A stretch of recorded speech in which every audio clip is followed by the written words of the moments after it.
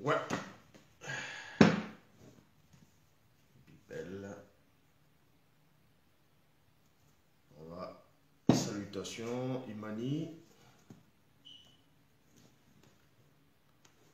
Gone. Salutations, Bodo, Imani, à tout le monde. Sandrine et Poupa. Titimbe. Bekekedi. Franck. Elisa, Imani.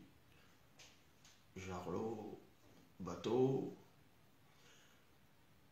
Myriam. Carole. Moïtou. Salutations.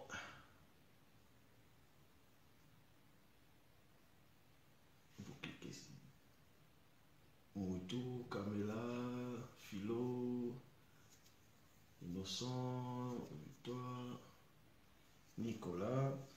Donc, comme d'habitude, hein, on va toujours plonger dans les révélations. On est vendredi, donc Bita, Hollande. Salutations à tous ceux qui se connectent. Connectez-vous, connectez-vous. Divine Grâce, Nadi. Connectez-vous, connectez-vous. Et durant l'enseignement, n'hésitez pas, n'oubliez pas de partager le direct et d'envoyer beaucoup de cœur. Parce que encore cet enseignement d'aujourd'hui, ça va être tellement lourd. Et les forces occultes du désordre ne veulent pas qu'il y ait l'enseignement. Donc, il va essayer de perturber, mais accrochez-vous. Loris, Véronique, Alida, Irène, salutations à tous. Dans quelques petites minutes, on va commencer le direct. On va pas tarder à commencer le direct dans quelques petites minutes. Donc, on va commencer, on va aller tout doucement, tout doucement. Donc ici, bon, comme je dis constamment dans mes lives, dans mes vidéos, on est vendredi, dans cette époque, dans cette réalité, c'est vendredi. Et nous allons parler d'un sujet qui refait surface. Bon, pourquoi ça refait surface? Par rapport à qui est Amon-Ré, ou bien qui est Amon ou Amon-Ré, en fonction de sa manifestation et le mystère du Mbok. Donc, nous allons voir, on va entrer plus en profondeur par rapport à la mythologie égyptienne. Ici, on ne va pas entrer dans tout le panthéon égyptien, mais on va dévoiler le commencement dans les hautes sphères de l'Égypte, selon ce que certains vont dire antique, parce que beaucoup de personnes prétendent être des Kamites. J'avais expliqué déjà, j'avais fait une vidéo par rapport à la notion de Kam, Kémite, le kémitisme. J'avais démontré c'était quoi qui était derrière. Mais ici, nous allons plus parler du commencement par rapport à la cosmogonie. Oui, la cosmogonie par rapport dans l'Égypte antique, parce qu'il y a l'Égypte ancestrale, que quand on dit l'Égypte ancestrale, c'est par rapport qui refait aux ancêtres initiés, ainsi de suite. Et quand on parle de l'Égypte antique, c'est par rapport à ce que les gens ont coutume à vouloir expliquer aux gens. Donc, le Mbok, c'est quoi? Donc, premièrement, le Mbok, oui, le Mbok, c'est le fondement de la cosmogonie et l'institution sociale chez le peuple Bassa. Ce n'est pas seulement là-bas. Bon, maintenant, certains vont poser la question de savoir c'est quoi une cosmogonie. Ici, par rapport à l'interprétation, une cosmogonie qui vient aussi du grec, donc cosmo, monde, et gon, donc engendré, est un récit mythologique qui décrit ou explique la formation du monde. C'est ça la cosmogonie par rapport au début de la création, par rapport au monde, par rapport au visible. Donc c'est ça premièrement, la cosmogonie. Elle se distingue de la cosmologie qui est la science des lois générales par lesquelles le monde physique dont l'univers est gouverné. Et on ne peut ne pas parler à l'heure actuelle de qui est Amon ou bien Amon-Ré ou le Nun sans toutefois faire référence à ce qu'on appelle des Mbambok. Donc, je sais que dans ce live, il y a beaucoup de tribus, beaucoup de groupes, beaucoup on va dire, nationalités qui regardent le live. Beaucoup voulaient voir ce live aujourd'hui. Bon, vous devez d'abord savoir c'est quoi un bombok. Parce qu'à l'heure actuelle, ce qu'on appelle le Cameroun actuel, il y a un groupe de personnes qui se nomment bombok, qui vont constamment, qui sont toujours en train de parler de la cosmogonie. En gros, ils parlent du panthéon égyptien. Ils essaient de faire revenir la croyance égyptienne des temps d'autrefois, mais d'une autre branche que nous allons dévoiler ici. Donc, premièrement, c'est quoi un bok? Un bombok. Un bombok, c'est quoi? Vous devez déjà savoir que le mot bombok, c'est dans 2 langues. Vous voyez, on trouve ça dans 2 langues, la même façon d'écrire aussi. Bombok, c'est dans la langue Bassa, au Cameroun, et c'est aussi dans la langue Douala. Et oui, le mot bombok aussi, c'est la même chose. On trouve aussi ça dans la langue Douala. Et bombok qui veut dire tout simplement celui qui gouverne, celui qui domine ou bien le chef dans la langue Douala. Et maintenant, un bombok, c'est celui qui est gardien de la tradition, oui, de la tradition, en gros, c'est-à-dire, on va dire, spirituelle par rapport au village, ainsi de suite. Donc, le bombok ne dérive pas, comme je dis ici, seulement chez les Bassa. Mais le bombok, chez les Douala aussi, c'est quelqu'un qui est sage, c'est un initié, c'est quelqu'un qui domine, qui gouverne. Mais dans la définition approfondie chez les Bassa, un bombok au départ, bon, je sais qu'un bombok ne pourra pas me dire le contraire, mais beaucoup de gens, vous devez d'abord savoir une chose. On va essayer d'examiner c'est quoi d'abord un bombok, avant de poursuivre dans parler d'Amon-Ré par rapport à l'Égypte. Un bombok est censé être quelqu'un qui est sage.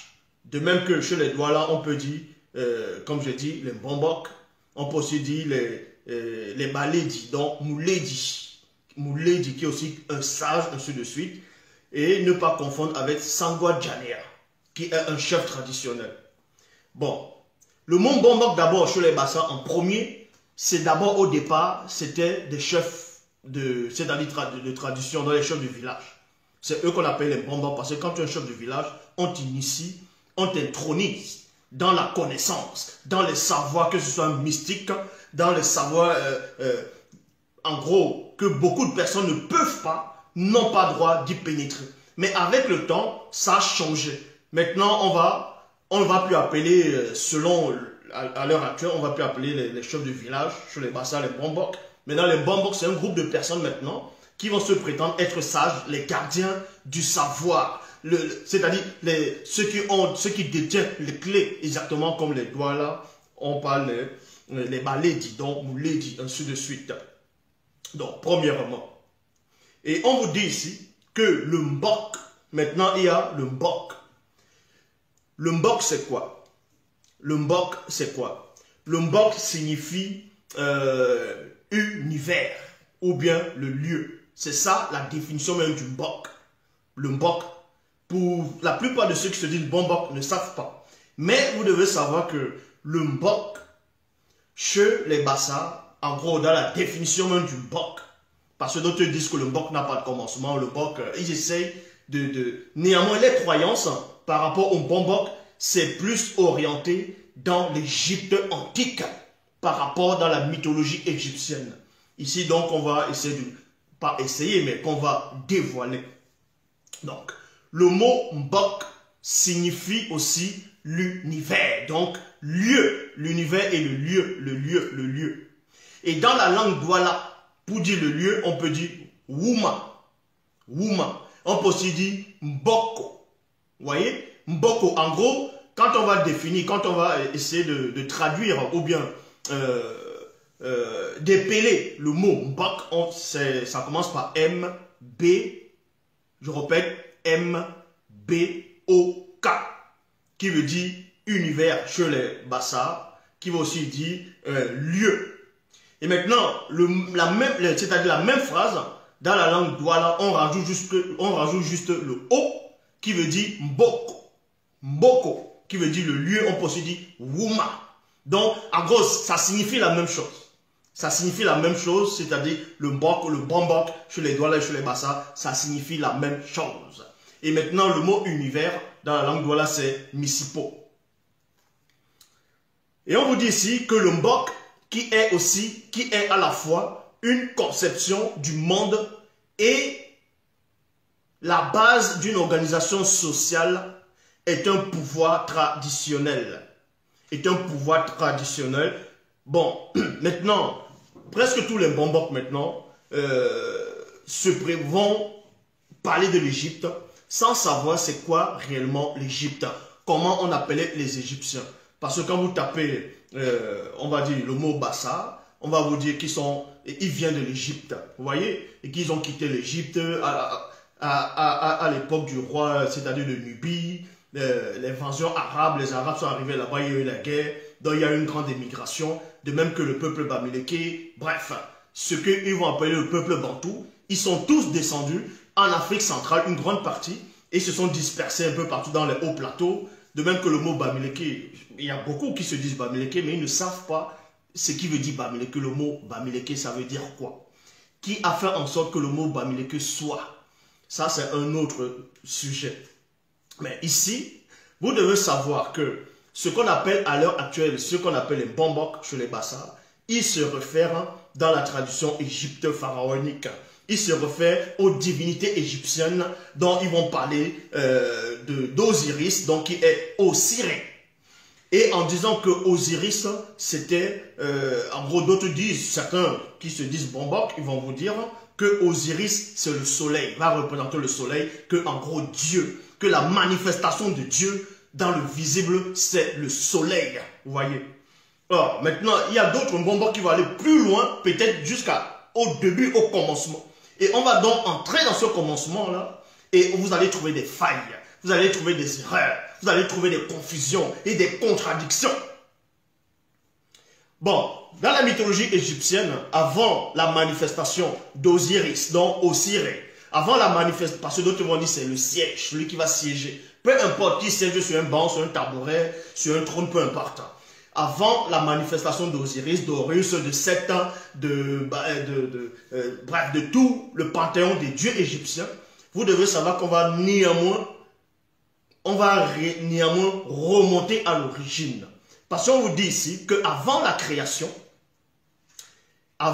création existait l'océan primordial dans lequel baignaient les germes de toutes choses. Le Nun en est sa personnification.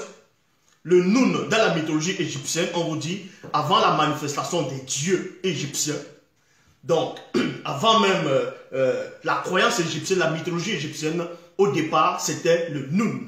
Et le mot Nun, c'est en langue Douala. Est-ce que vous comprenez? Ici, là, c'est écrit dans l'Égypte ancien. Et ce mot Nun, c'est aussi en langue Douala qui veut dire celui-ci ou bien celle-ci. Est-ce que vous comprenez? Donc, le Nun, il y a un département qui existe au Cameroun qu'on appelle le Nun, mais le mot Nun, dans la langue originelle, ça veut dire celui-ci ou bien celle-ci. Donc, Nun, Nun Moto, Nun Muto. Donc, cet homme-ci là, celui-ci, Nun Muna. Donc, premièrement. Et on vous dit que le Nun est l'océan primordial dans lequel gisait, virgule, avant la création, les germes de toutes choses et de tous les êtres, et dont le Nil serait une subsistance plutôt. Les textes l'appellent le père des dieux. Les textes, égyptiens, appellent le Nun le père des dieux. Exactement comme dans la mythologie grecque, Zeus est le père des dieux. Et dans la mythologie nordique, Odin est le père des dieux. Et on va vous montrer que ce qu'on appelle les Bombok à l'heure actuelle vénère tout simplement le faux Dieu de la Bible. Le faux Dieu de la Bible, vous allez comprendre que c'est le même Dieu que les Égyptiens qui ont été corrompus à un moment donné ont commencé à vénérer sur la personne d'Amon ou bien Amon-Ré. Et on va vous montrer que c'est la même entité qui agit dans toutes les religions, mais sur d'autres facettes, sur d'autres formes. Donc, on vous dit ici, le Nun forme avec sa parèdre la déesse Nunet. Nunet. Et l'une des couples, bon, plutôt l'un des couples de l'Odéas, Hémopolis. Dans la mythologie égyptienne, Nunet est une déesse qui forme avec le dieu Nun, l'un des couples, en gros, du début, en gros. Donc, on vous dit ici que le Nun va s'accoupler avec Nunet, qui est aussi une déesse. Nunet est une déesse qui va s'accoupler. Mais certains vont vous dire non, le Nun, ce n'est pas une personne.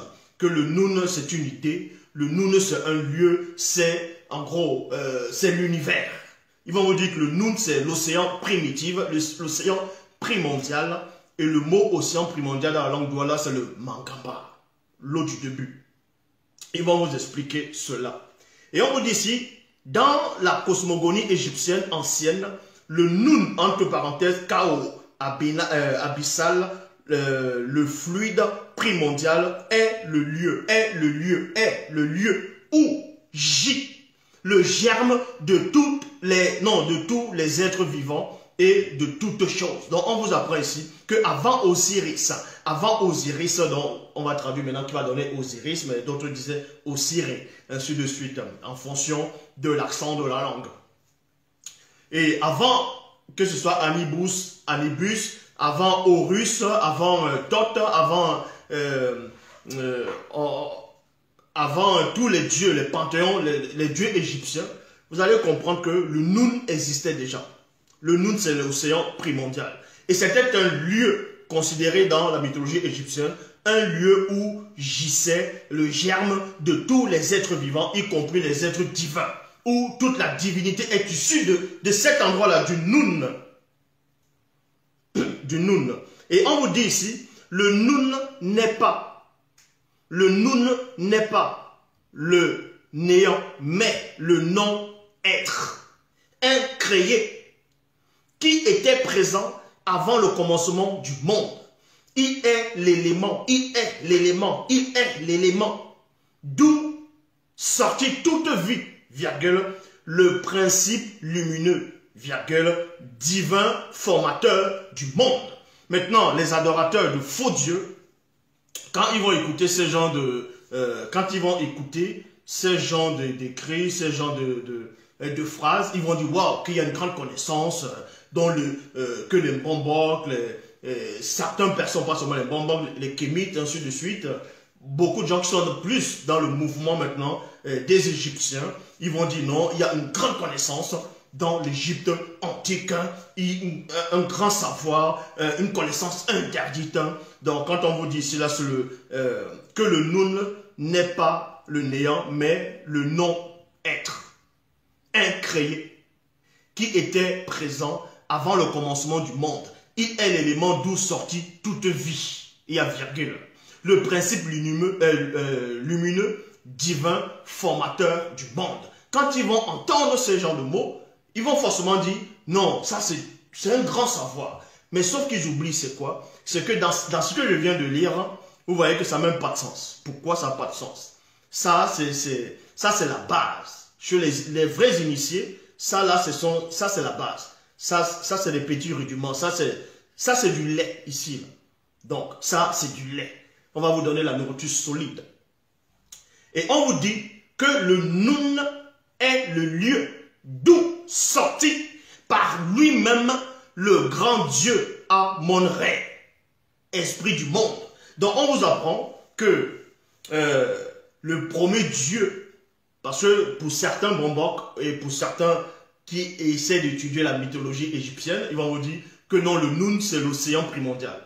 Mais qui a créé l'océan primordial? Puisqu'il n'y a pas d'effet sans cause. Qui a créé cet océan-là du début?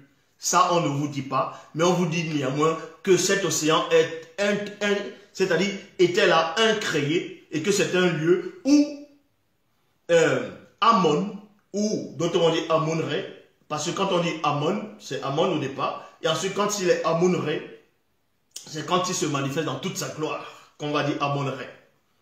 Donc d'autres vont maintenant dire Ra. Donc il y a ainsi dessus le soleil, et tout ce mécanisme vont se mettre en place au fur et à mesure. Et on vous dit que le Nun est le lieu d'où sortit par lui-même le grand Dieu Amon-Ré, esprit du monde. Donc on vous apprend ici que Amon-Ré est le plus puissant de tous les dieux dans la mythologie égyptienne.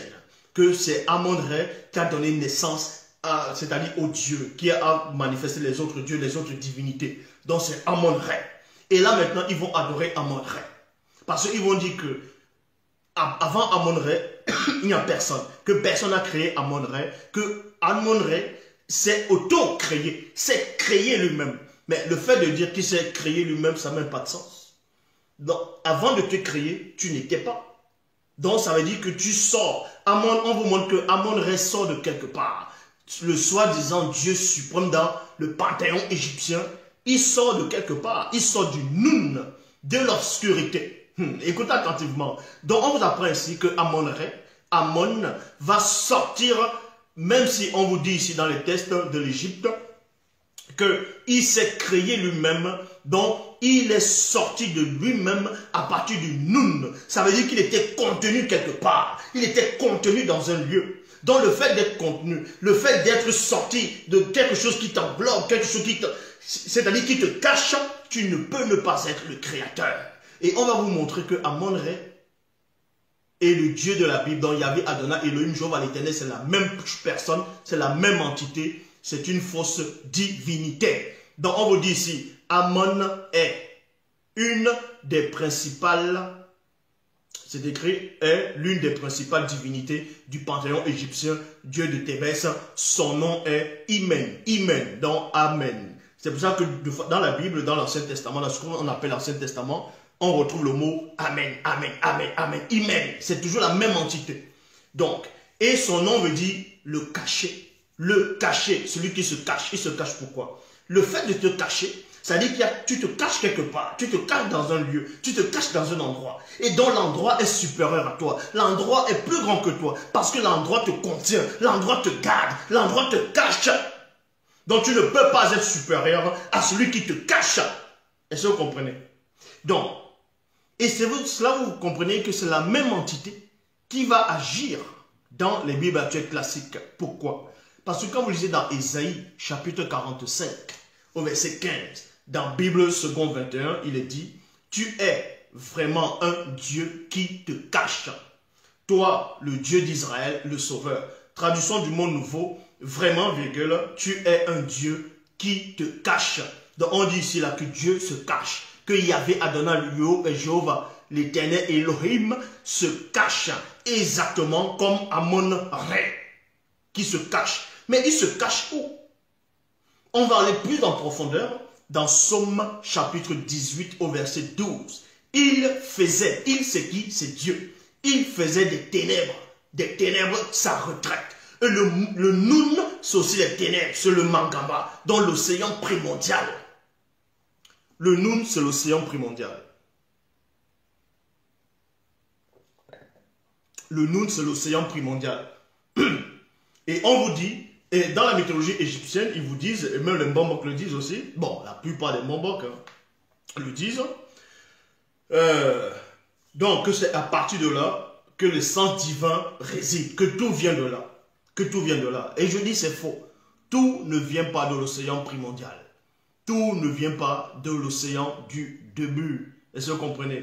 Quand on dit le Nun, le fait même, vous allez comprendre que l'Oba est au-delà de tout ce que vous ne pouvez même pas imaginer ou concevoir.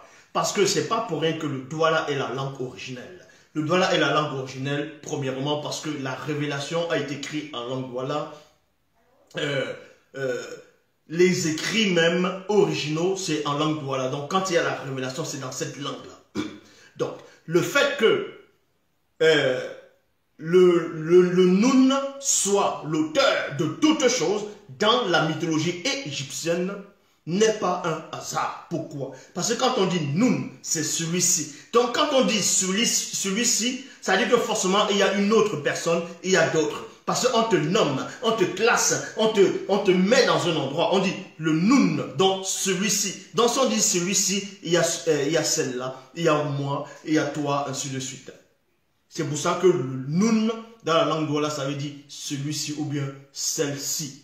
Parce qu'il n'y avait pas qu'un seul océan primordial.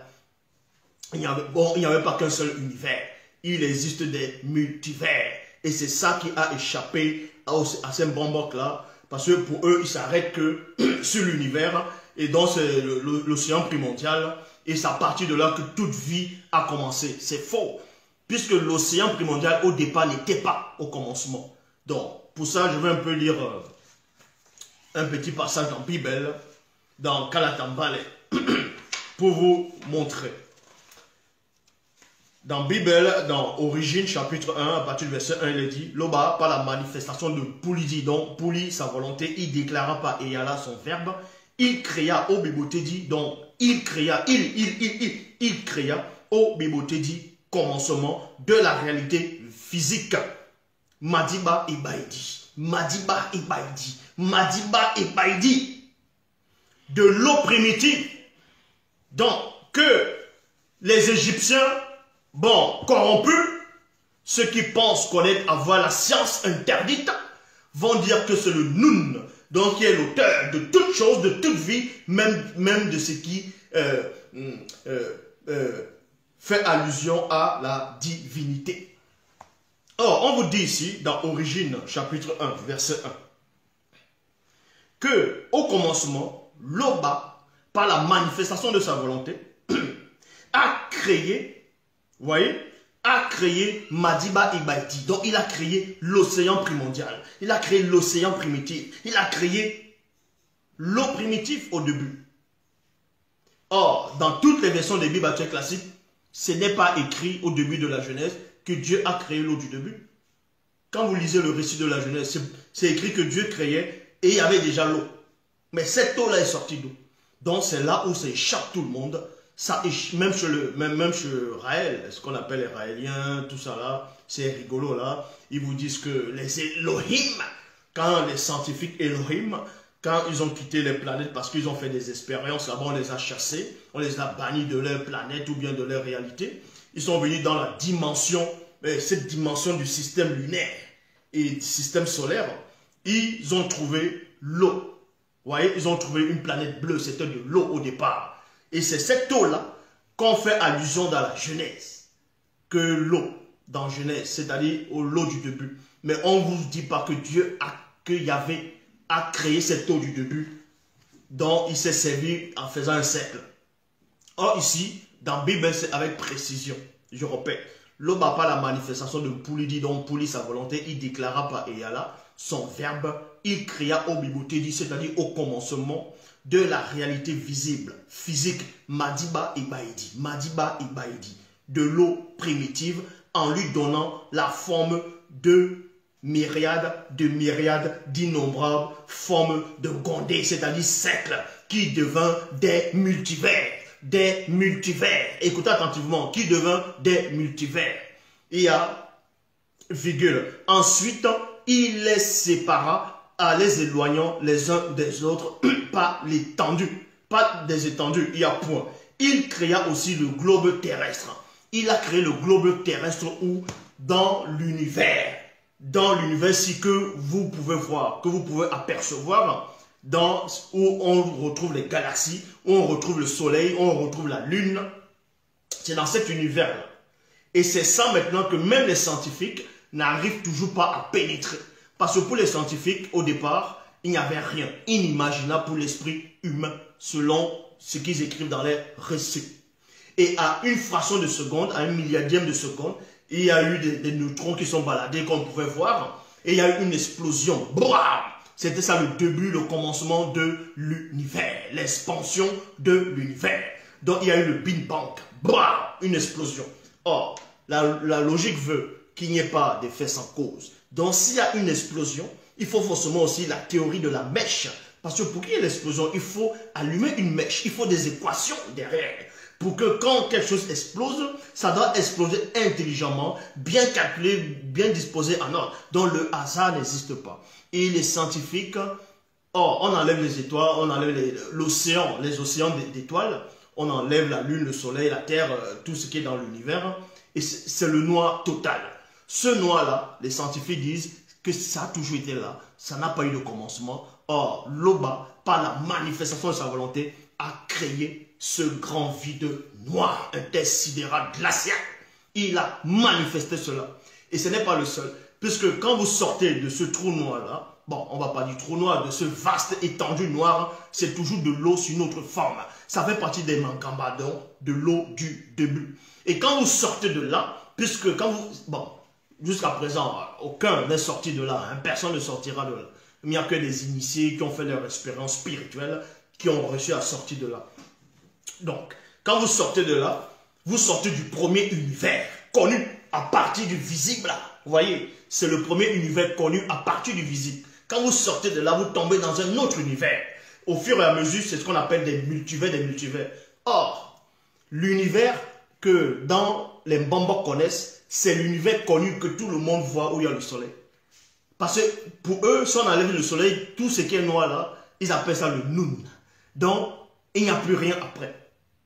Or, Bible, la seule Bible authentique, révèle qu'il y a plusieurs univers.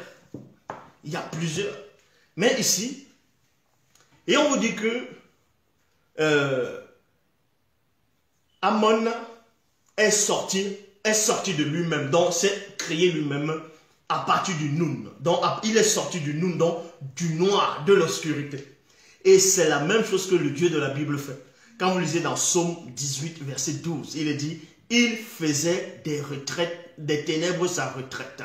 Sa tente autour de lui, il était enveloppé des eaux obscures et de sombres nuages. Les eaux obscures, c'est quoi? L'univers, c'est de l'eau. L'univers, c'est de l'eau sur une autre matière. Si vous ne savez pas, l'univers, quand je dis l'univers, je ne parle pas des étoiles, je ne parle pas de la lune, le soleil, et ainsi de suite.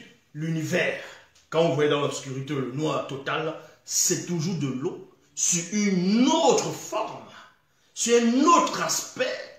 Dans ce sens-là, on vous dit ici qu'il faisait des ténèbres sa retraite, sa tente autour de lui. Il était enveloppé des eaux obscures et de nuages et de sombres nuages. Traduction œcuménique de la Bible. Il fit des ténèbres sa cachette. Il fit des ténèbres sa cachette et leur repli son abri. Ténèbres diluviennes, nuage sur nuage. Donc, on vous montre même que même le Dieu de la Bible se cache dans l'univers, se cache dans l'obscurité, dans ce grande obscurité-là. Il se cache, mais même s'il se cache, il n'arrive néanmoins pas à sortir de là. Parce qu'on vous dit ici, dans Psaume chapitre 18, verset 12, qu'il était enveloppé des eaux obscures et de sombres nuages. Il était enveloppé, donc ça l'enveloppait. Maintenant, c'est donc qui Mon fait allusion quand il dit « Voici les cieux des cieux ne peuvent contenir ». On parlait de qui? Il était question de Loba, là, et non le faux Dieu de la Bible. Eh oui. Dans Psaume 97, verset 2, autour de lui, des nuages sombres et l'obscurité. Des nuages sombres et l'obscurité. Les nuages sombres et l'obscurité. Lamentation chapitre 3, verset 44. Il est dit, tu t'es caché dans un nuage pour empêcher nos prières de parvenir jusqu'à moi. Donc je répète, tu t'es caché dans un nuage pour empêcher nos prières de parvenir jusqu'à toi, plutôt. Donc on vous dit que quand vous priez et que vos prières ne sont pas exaucées, c'est parce que Dieu se cache dans l'obscurité. En gros, il se cache au niveau, dans l'univers. Parce que l'univers, l'univers, c'est de l'eau. Mais c'est une autre forme. C'est-à-dire, ce sont des nuages profonds. Ce sont des nuages solides, profonds. Sur d'autres formes. Parce que dans le visible, tout est fait à base d'eau. Et c'est là que vous comprenez que ce Dieu-là se cache. Ce Dieu se cache. Donc, à mon ré, peu importe ce qu'on pourra vous dire, peu importe les mythologies, peu importe les définitions, les mots, les phrases qu'ils pourront employer, tout ça, ce sont des faux dieux. Amon-Ré, c'est un faux dieu. Est-ce que vous comprenez? Ce sont des démons. Tout ça, ce sont des démons. Ce sont des démons. Tout ça, ce sont des démons. Donc, quand je dis les Mbambok, ce n'est pas tous les Mbambok, puisque chez les Douala, il y a le mot Mbambok qui existe. Les initiés, c'était les Mbambok. Eh oui, mais sauf qu'un groupe de personnes ont pris, ils se sont auto-proclamés Mbambok. Ils ont pris les titres de Mbambok dans des sages, des gardiens de la tradition, des gardiens du savoir oublié. Ils se sont revêtus cela. Et ils viennent raconter de n'importe quoi. Ils autorisent l'esclavage. Ils autorisent, ils approuvent l'esclavage. Ils approuvent la polygamie, ainsi de suite. Et ils prétendent être des gardiens du savoir. Quel savoir? Quel savoir? Donc vous comprenez ici, je répète depuis le début. Amon, le mot d'Amon, c'est Amon, Amon-Ré, Ra, ainsi de suite. C'est la même personne. C'est un esprit qui est derrière. Donc, Amon, veut dire cacher. Dans celui qui se cache. Il se cache pourquoi? Il se cache pourquoi? C'est le Dieu de la Bible qui se cache aussi. Et dans la tradition, dans Amon aussi, c'est un démon issu de la croyance de la sorcellerie. Pour ceux qui ont peut-être, bon, on ne va pas vous dire d'aller lire le livre de sorcellerie ou bien de grimoire, de Necronomicon, ainsi de suite. Pour ceux qui ont pratiqué de la haute sorcellerie, pour ceux qui ont lu les livres de sorcellerie, là-bas, on parle d'Amon aussi. Amon, c'est un démon. Amon, c'est un démon. On va voir. Amon, c'est un démon. Je vais regarder si... on va voir quelque chose. Non. Bon, Amon, c'est un démon pour ceux qui pratiquent la sorcellerie. Quand vous allez taper Amon par rapport à la sorcellerie, on va vous donner une définition. C'est un animal en gros, c'est une bête, c'est un hybride. C'est un hybride. Donc, dans la sorcellerie, science occulte de l'invocation d'entités démoniaques, il tire vraisemblablement son origine du dieu de l'Égypte antique, Amon, Amon, Amon. Donc, le dieu que les Mbambok vont vénérer maintenant, c'est un démon. Est-ce que vous comprenez? C'est un démon qu'on veut vous faire accepter. Qu'on veut vous faire accepter. Toutes les divinités, toutes les religions sont fausses. Toute forme de croyance, de spiritualité est caduque. La seule connaissance, le seul Mbambok initié en chef consacré est en face de vous. Est-ce que vous comprenez? Donc, je répète. On repart depuis le début. Ne vous laissez pas impressionner par la philosophie, par des belles phrases, par des paroles. Peut-être vous allez, en fonction de votre compréhension, vous allez dire, waouh, il prononce des phrases, des mots, c'est trop intelligent, c'est trop intelligible, ainsi de suite. Donc forcément, il est dans le vrai, c'est faux. C'est faux. Tout est expliqué en langue douala. Donc ne vous laissez pas tromper. Donc quand on parle d'Osiris, Osiris, c'est un démon. Est-ce que vous comprenez? Je répète, Osiris, c'est un démon. C'est un démon. Les vrais Égyptiens, je répète. Parce qu'il y a plein de gens qui racontent que... il y a même une des personnes qui essaie d'expliquer que à l'époque, quand les Bassa, un groupe de Bassa était en Égypte, c'était au temps de Moïse.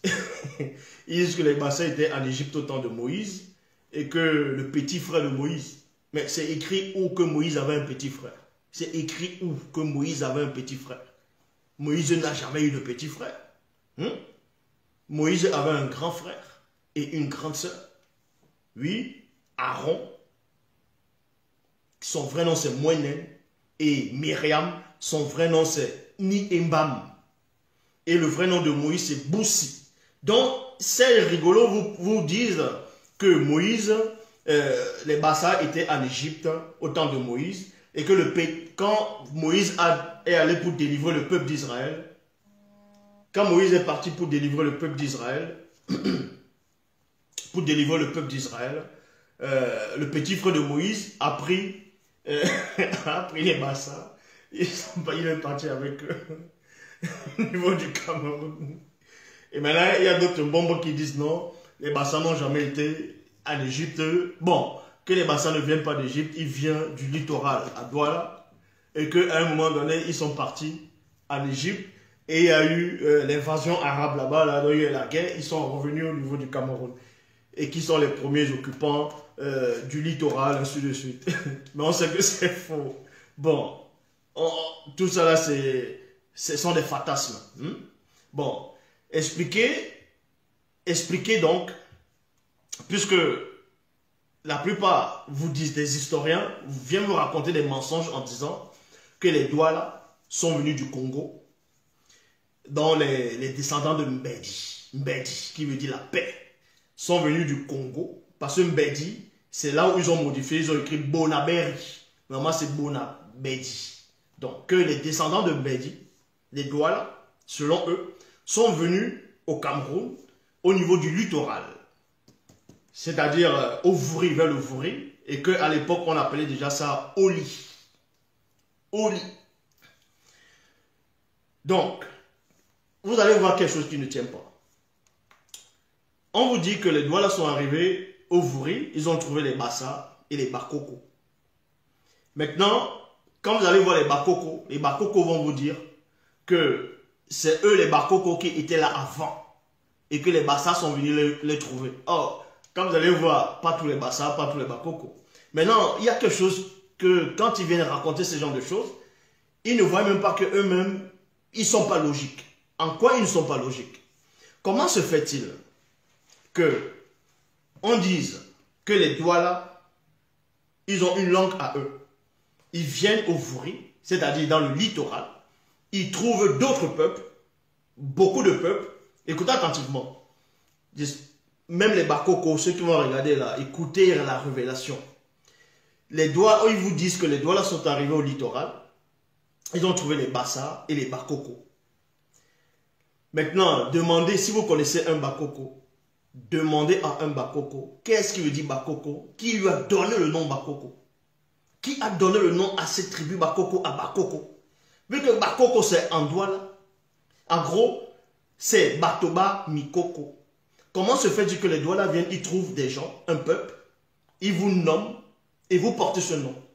Et des générations après, vous avez des chefs traditionnels du premier, deuxième, troisième degré qui portent toujours des noms Douala.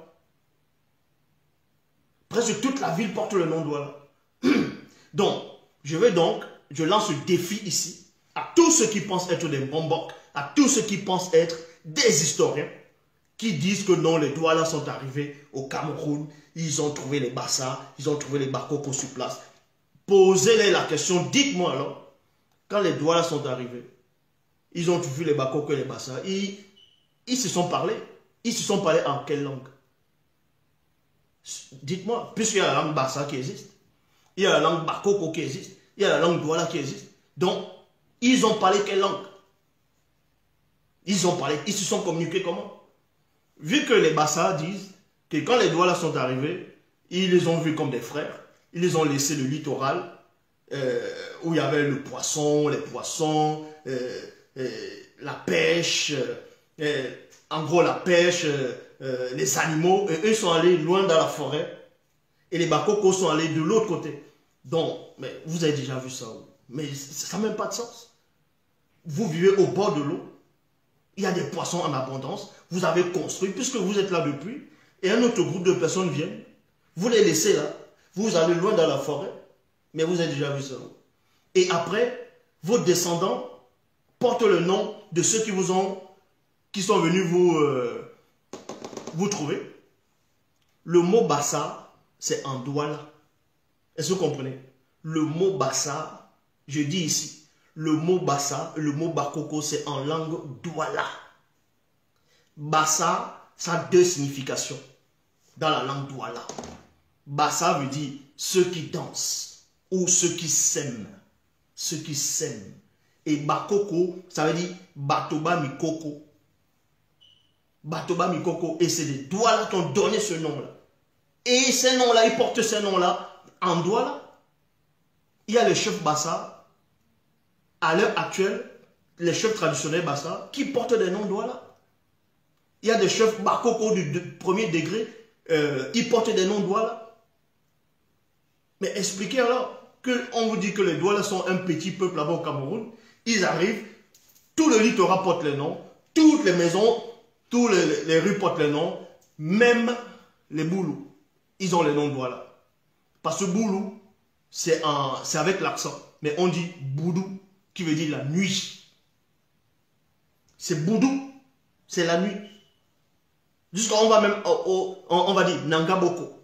Les Nanga et Boko, c'est quoi? C'est un mot Douala qui veut dire dormir dehors. C'est pour ça qu'on dit les Nanga Boko. Est-ce que vous comprenez? Donc, quand on vous dit que le Douala est la base, c'est en Douala qu'on apporte la révélation. C'est en Douala qu'on comprend les choses. Maintenant, c'est qui les Bassa? C'est qui les Bakoko?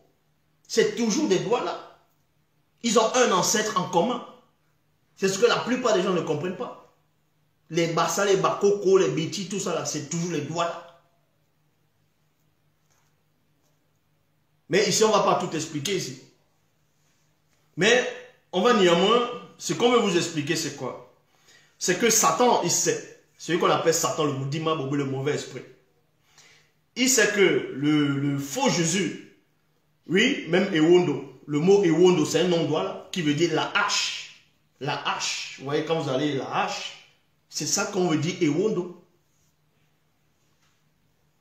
Donc, vous comprenez que Satan, il sait que le Jésus qu'il a voulu, qu'il a ramené là, le faux Jésus là, beaucoup de Noirs sont sortis de là. Et vu qu'ils sortent de là,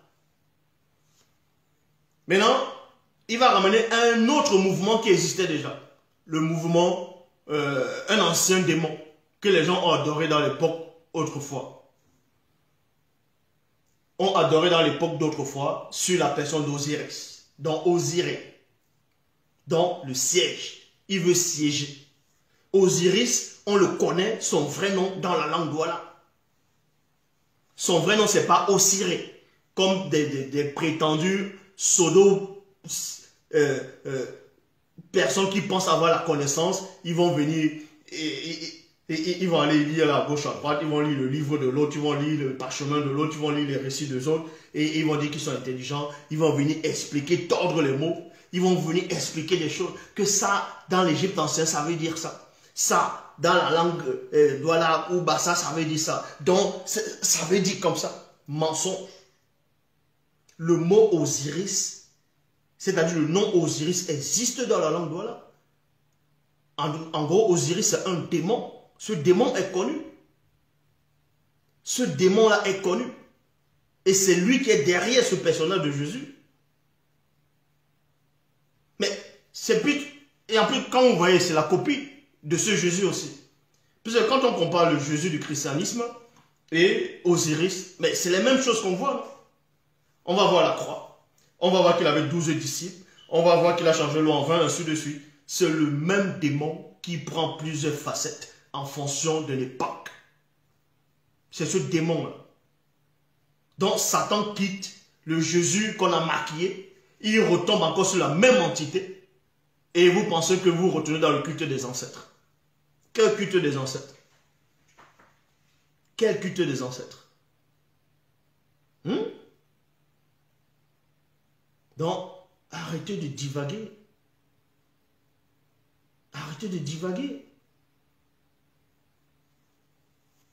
Arrêtez de divaguer. Donc, pour ceux qui ne savent pas, quand les missionnaires, quand les explorateurs sont arrivés au Cameroun, je ne veux pas tout dire ici, mais je vais vous donner quelques indices. Quand les explorateurs sont arrivés au Cameroun, les Blancs sont commencés à arriver, les missionnaires, à une époque, parce qu'il y avait des commerçants. Il y avait les Hollandais, il y avait les Français, il y avait les Anglais, il y avait les Allemands, ainsi de suite. Bon. À une époque, il y a certains missionnaires qui sont arrivés au Cameroun Ils ont vu des gens qui étaient dans les hauts plateaux, que maintenant on va appeler maintenant Bamileke. Ils ont vu une tribu qui vivait au niveau des montagnes, dans les hauts plateaux là-bas. On ne savait pas les nommer. Qui était l'interprète de ce qu'on appelle Bamileke maintenant et des missionnaires? Si ce n'est les Douala, c'était les Douala qui parlaient la langue. C'était les Douala qui parlaient la même langue que ce qu'on appelle les Bamileke à cette époque-là. Et celui qui a servi de traduction, il a donné le nom de, c'est-à-dire la tribu Bamileke, mais sauf que le blanc les missionnaires ont mal retenu ce nom-là et ça a été transformé en Bamileke. Réellement, le mot Bamileke ne veut rien dire. Je lance le défi à quiconque va me prouver le contraire. Le mot Bamileke ne veut rien dire. Exactement comme Kribi. Quand on dit la ville de Kribi à l'océan là-bas au Cameroun, Kribi ne veut rien dire. Puisque le mot Kribi, ce n'est pas son vrai nom. C'est une déformation en gros de la langue. C'est comme ça, il déforme des phrases. C'est comme Bonaberi. Bonaberi ne veut rien dire. Bonaberi à Sodiko ne veut rien dire. On dit Bonabedi, qui veut dire la famille de la paix. Bonaberi ne veut rien dire. Bon, expliquez-moi maintenant, parce que quand certains bombocs qui se prennent pour des bombocs qui passent à la télé, ils sont écrits, ils viennent raconter des hérésies, qu'ils étaient là en premier. Mais je veux donc qu'on m'explique, si ils étaient là en premier, comment se fait-il que dans la ville de Koto, qui est au Cameroun, on va dire c'est la zone Bassa, mais le nom Cameroun, le nom de la ville Koto, c'est un nom quoi? C'est pas un nom Bassa. C'est un nom Douala. Koto qui veut dire la barrière. Qui veut dire la barrière, la porte. Quand vous allez en Goma, on dit quartier Bassa, vous allez en Lendi. Ces quartiers Bassa, c'est des noms Douala qui ont une signification.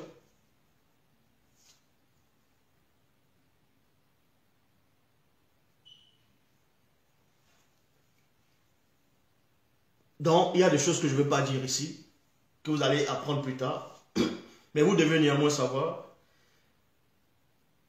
c'est la méconnaissance de l'histoire qui ramène le tribalisme. Est un tribalisme, celui qui est tribal, c'est-à-dire celui qui pratique le tribalisme, c'est un malade mental.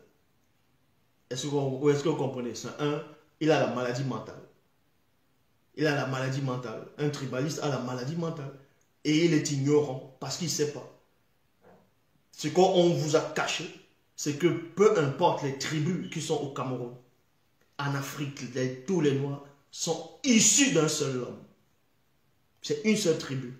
C'est un seul homme qui a eu plusieurs enfants au départ. Et après, il y a eu maintenant ce qu'on appelle la manifestation des autres langues.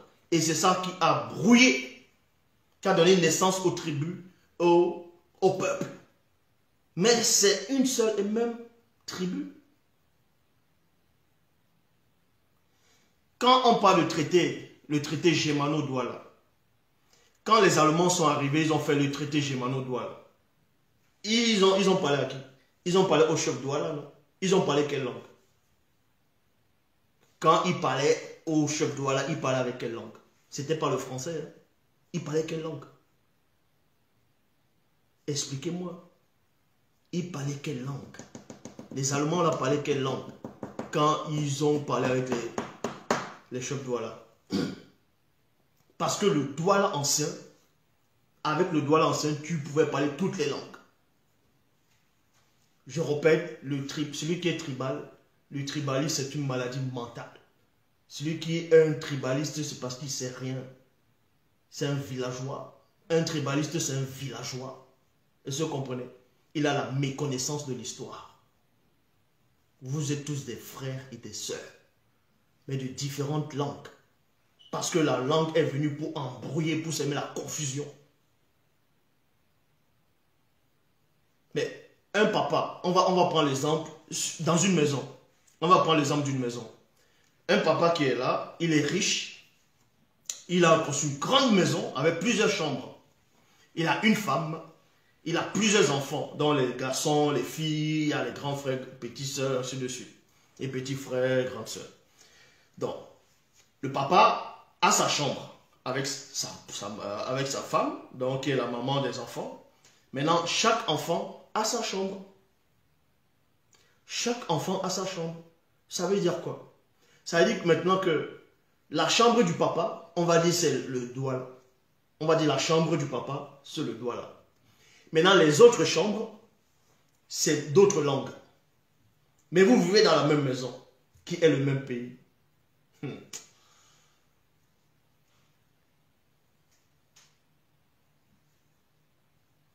Est-ce que l'autre enfant va quitter sa chambre, va aller dans la chambre de l'autre, en disant ta chambre n'est pas belle, j'aime pas ta chambre, elle n'est pas bien, il faut que ta chambre ressemble à tout près à ma chambre. Mais quand il y a un problème dans la maison, qui vient régler? Ce n'est pas le papa. Vous avez été conçu où? Ce n'est pas dans la chambre de papa. Ce n'est pas dans la chambre de papa que papa et maman sont accouplés et que c'est pas là que ça s'est passé. Donc, je répète, le tribalisme, le racisme, c'est les villageois. C'est des gens qui ont la méconnaissance de l'histoire, c'est tout. Exactement comme les religions, la spiritualité. Les gens vont venir vous parler d'Osiris. Osiris, c'est qui? Osiris, c'est un démon. On va vous parler d'Osiris, mais ça vous rapproche dans la spiritualité. Ça ne vous rapproche pas dans la spiritualité. Il y a des dogmes, il y a des religions, il y a des formes de spiritualité. Les gens vont juste venir parler. Ça ne vous rapproche pas de la sanctification. Ça ne vous rapproche nullement nulle part. Vous apprenez que Osiris avait une femme. Osiris, c'est son propre frère qui l'a tué. On l'a démembré. Donc, depuis quand ton propre frère te tue toi-même, et tu dis que tu es le Dieu suprême.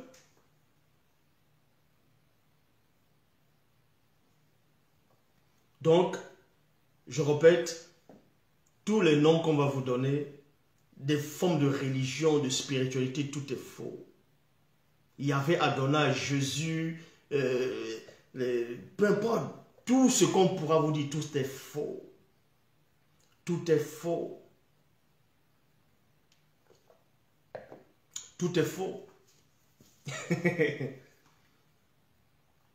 Tout est faux. Donc, quand vous priez, ça ne sert à rien. Plus vous priez, plus vous avez des mauvaises habitudes, plus vous avez des mauvais comportements. Plus vous êtes bizarre. Plus vous priez, plus vous allez dans vos temples, dans vos églises, dans les forêts, les calebasses, les statuettes. Vous êtes aigri. Ça change quoi? Parce que ce n'est pas ça la spiritualité. Ce n'est pas la vie de l'esprit. Donc, toute forme de religion, de spiritualité qu'on vous ramène, c'est la distraction. C'est pour vous distraire, pour vous empêcher de connaître le véritable, la vraie haute connaissance. C'est Bible, Kalatambale, la seule Bible authentique. La seule Bible authentique. Donc voilà ce que je tenais à vous dire aujourd'hui, encore, de ne pas vous inquiéter. Il y a des mouvements qui vont se lever au fur et à mesure.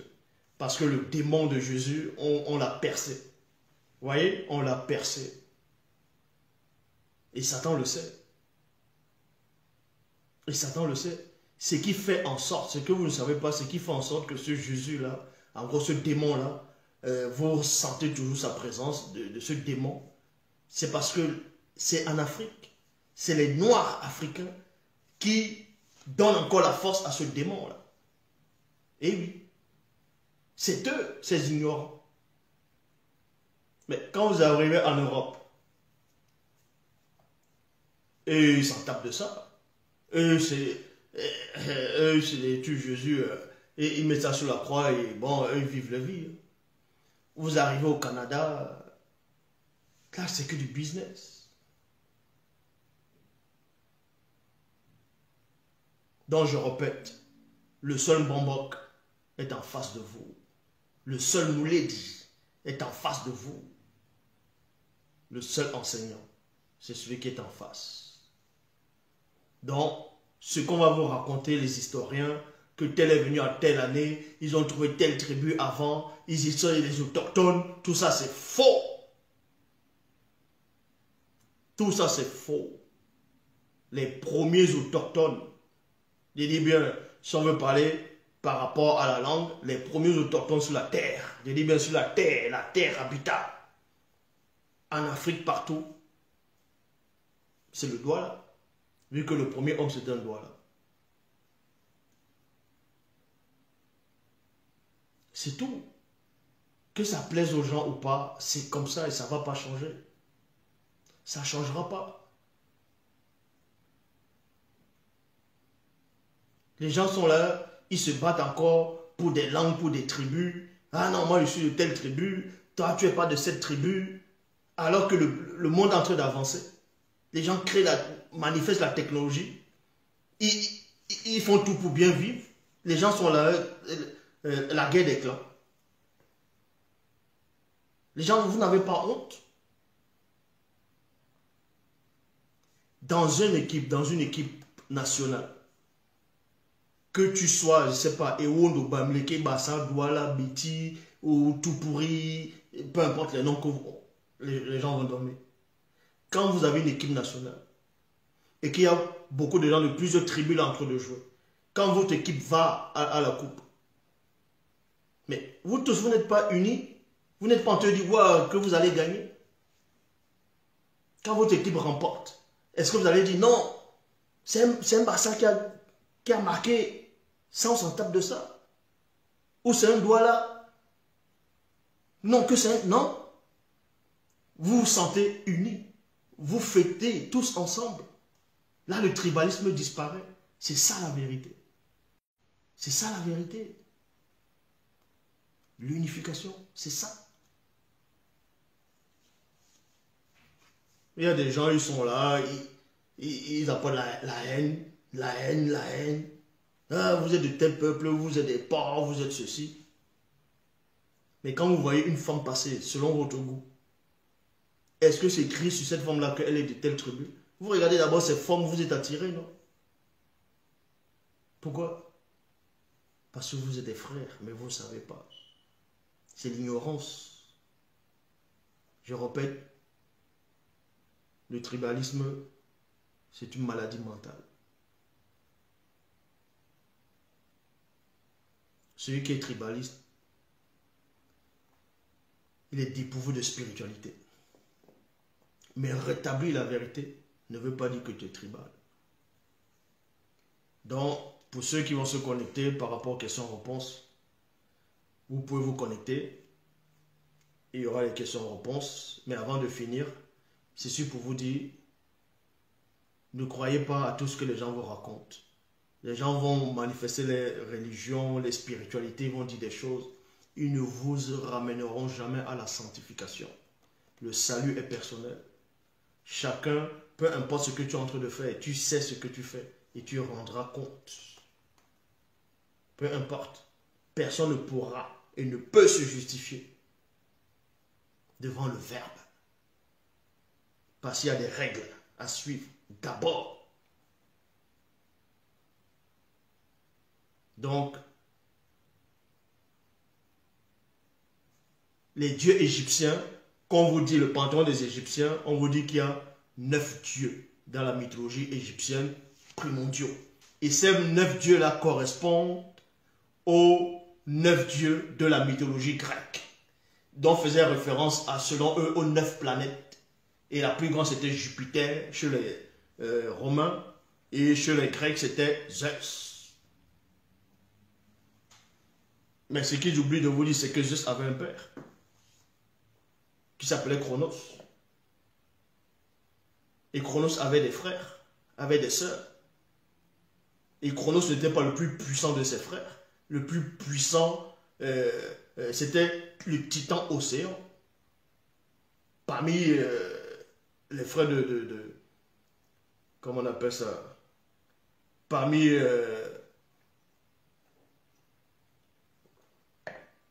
ceux parmi ceux de Chronos. C'est vrai que certains, quand vous allez écouter la musique traditionnelle, ça ne veut pas dire que porter les habits traditionnels, s'habiller par rapport à sa région, que vous êtes tribaliste, non. C'est pas ça le tribalisme. Le tribalisme, c'est de rejeter l'autre. C'est de dire, toi là, vous êtes comme ça, vous ne servez à rien, vous êtes non. En insultant l'autre, vous insultez votre père. Parce que vous êtes issu d'une seule personne. Vous pensez qu'au début, il y avait 4 noirs. Vous pensez qu'il y avait plusieurs tribus au départ. C'était une seule personne qui a été manifestée. Et c'est à partir de lui que tout est venu. Donc, vous insultez l'autre parce qu'il parle l'autre langue, mais vous insultez votre ancêtre commun à tous. Arrêtez d'être tribal. Ça ne sert à rien. La diversité, c'est bon. Donc voilà, le bas c'est glorifié.